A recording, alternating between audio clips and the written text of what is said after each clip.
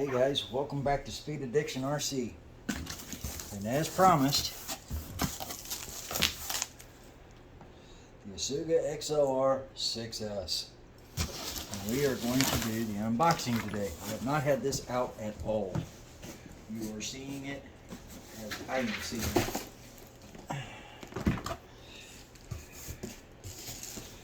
That's a big package right there. Yes, sir. Thanks to Small Addictions RC for having this in stock when nobody else seemed to have. Let's see here.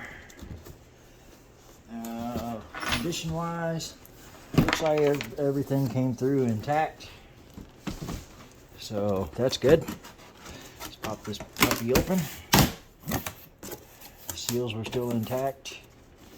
Oh, beefy. Beefy.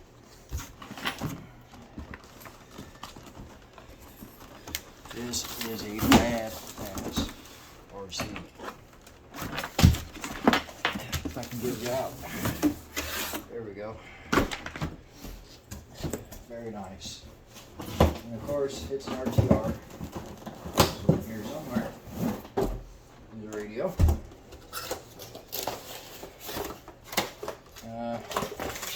Kind of your typical RTR radio. Nothing too fancy. It's not going to be staying with this. We'll be flipping it over to the FlySky GT5. We'll go find a receiver to do that, but it's in the hobby room somewhere. I believe it's in one of the drawers. But this way you can at least see what it does come with. You got your steering trim, throttle trim, dual rates, your reverse channels, power, and higher low battery, and your on-off switch. You know, typical 3-channel. Not too spectacular.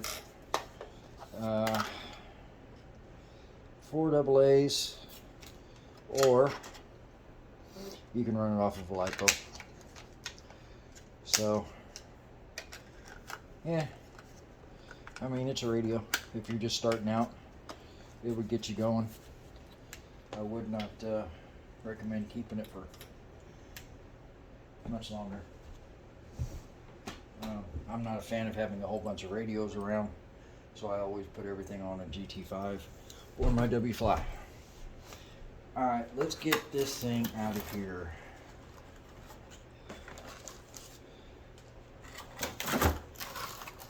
Pretty straightforward.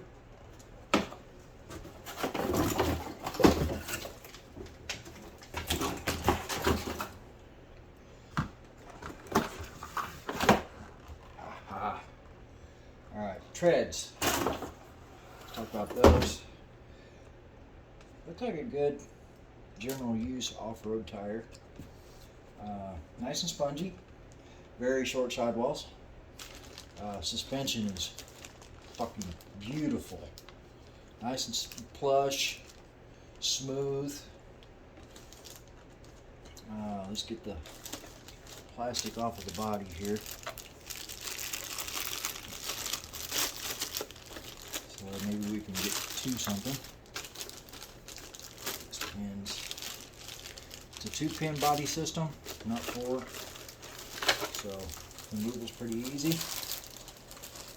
You got some. It's a nice touch. Take a look at this, guys. In here, in the body, you've got reinforcements where the pins go. Very cool. Got your adapter if you want to run it on 3S or a single 6S. It typically runs on 2 3S. And from what I understand, this battery tray is adjustable. I've got some 5200s that should slot right in as it is, and I've got some 6000s on the way. Antenna's kind of shorter, wish that was a little bit longer.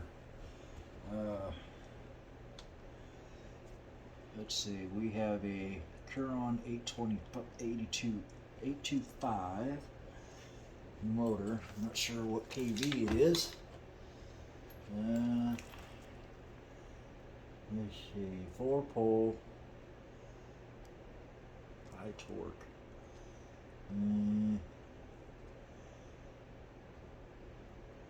Damn. Looks like it's a 2000 kV 6S motor. Room wise, you could get a 1515 in there pretty easy. It would definitely take a MMX6 or an MMX8S in there without having to move anything. A lot of room on the chassis. Now, let's talk about differences. Y'all remember the Asuga. The Asuga had a brace that ran across here. Another thing to note, shock towers are alloy. This, however, if you look, that is an alloy bridge style, lattice work style center brace. Ties into another alloy and plastic brace here that runs along the bottom of the chassis. So stiffness, pretty stiff front to rear. Okay, there's no flex. No flex really this way either. You have an alloy chassis with plastic extensions. Suspension arms are not hollowed out, they're solid. And it feels like there's alloy inserts, possibly, inside of the plastic. You've got an aerodynamic wing right here on the front to help bring the front end down. Rear wing is very nicely mounted. And again, very plush suspension. The diffs feel very smooth. And the whole car is very smooth. Very cool. A lot of room underneath. It's got good ground clearance. Let's see what's in the bag here. You got a binding plug. Not much else. An extra antenna top, an extra antenna tube. No tools, no nothing. Just the instruction manual. So you definitely want to grab some tools if this is your first foray into RC. They do make a 3S version, and that servo is butter smooth as well. Look at the steering angle. That's like a limitless steering angle almost. Very, very plush. Shocks, very thick. Alloy bodies. At least a 3mm shaft. Sway bars, front and rear. Let's see, we got dog bone rear and CB front. The other thing to note on this, if you look at it, center diffs are here. It's not dead center, it's offset. So your center drive shafts come out at an angle, and this is to stop deflection of the drive shafts. I have some news about this as well. I have been speaking to a couple of parts manufacturers, aftermarket, and there is some interest in making these shafts in titanium. So that is a possibility. Composite links, they're non-adjustable. You can get adjustable ones from Corrali, and if I remember correctly, in the manual is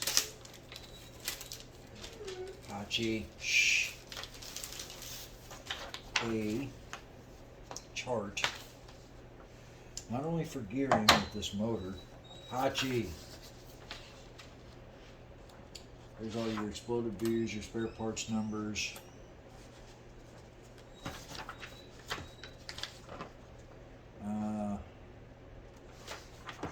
let's see, overviews, remote overviews, your shocks, how to properly set up your shocks, the breakdown of the shocks. Here you go. Right there's the chart. Track use. Front, tension, rear, tension, shock piston, sizes, off-road, bashing, or factory. Bashing and factory are the same, so it comes with the basher setup. Same thing, they do the same thing with the diffs. Here's your gearing chart. Maxed out on 6S, it's showing with a 46 tooth spur and an 18 tooth pinion. I'm sorry, an 87 tooth. Let's see. On 6S, 18 pinion and stock spur, 89 miles an hour.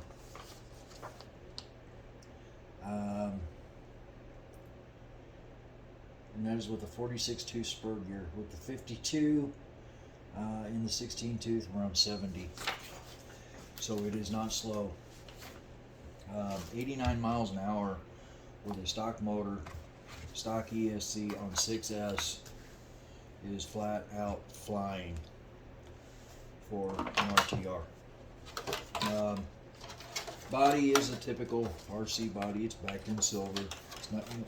It's, you know, the thin Lexan. Gets a little thicker up above.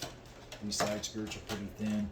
It's thicker up here, I would say 1 millimeter, 1.5, but the sides are very thin. And it literally sits very nicely right in there. Got to love that. Just easy peasy. Good to go. Now, like I said in yesterday's video, the plan for this is to keep it completely stock. I am not going to change anything other than the receiver. And the only reason why I'm changing the receiver is to use it with my preferred radio. Everything else is staying exactly the same. Not changing a thing. This is a bought it to bash with. That's what it's going to be used for. Let's look at the underside. Plastic bumpers, front and rear, with skid plates. Love that chassis. It reminds me a lot of an Arma, to be honest with you. The winglets on the front, nice touch. Sits up really, like I said, really high. You've got a lot of travel. You could drop this thing down a good ways and turn it into a speed run car pretty easy. Beefy shocks. The only thing it looks like they have not done really is set, well, they have set the preload. Okay, so like I said, I'm not changing anything.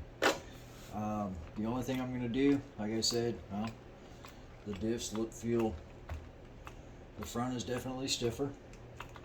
The rear definitely softer. They are doing what they're supposed to do. You know, wheel play. You know, for an off-road basher, yeah. The other thing, again, similar to Arma, you got the hubs with the big 17 millimeter nuts. So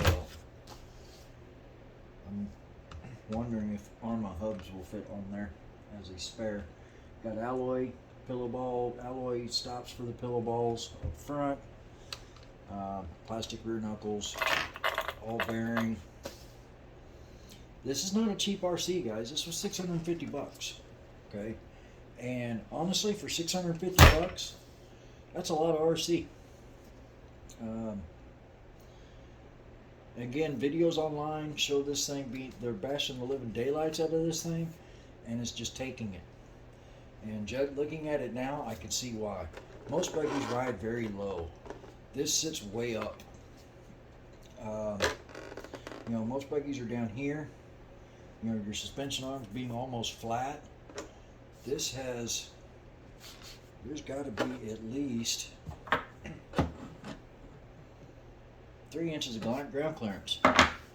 So that's a lot of ground clearance. Anyway, guys, that's the Asuga XLR, and I will get videos this weekend of it running. We're going to take it to the skate park probably Sunday morning, and we are going to put it through its paces. I got to get some batteries set up for it, and then it should be ready to go. Anyway, guys, there it is. Talk to y'all soon. Oh, if I can get my butt up off the floor.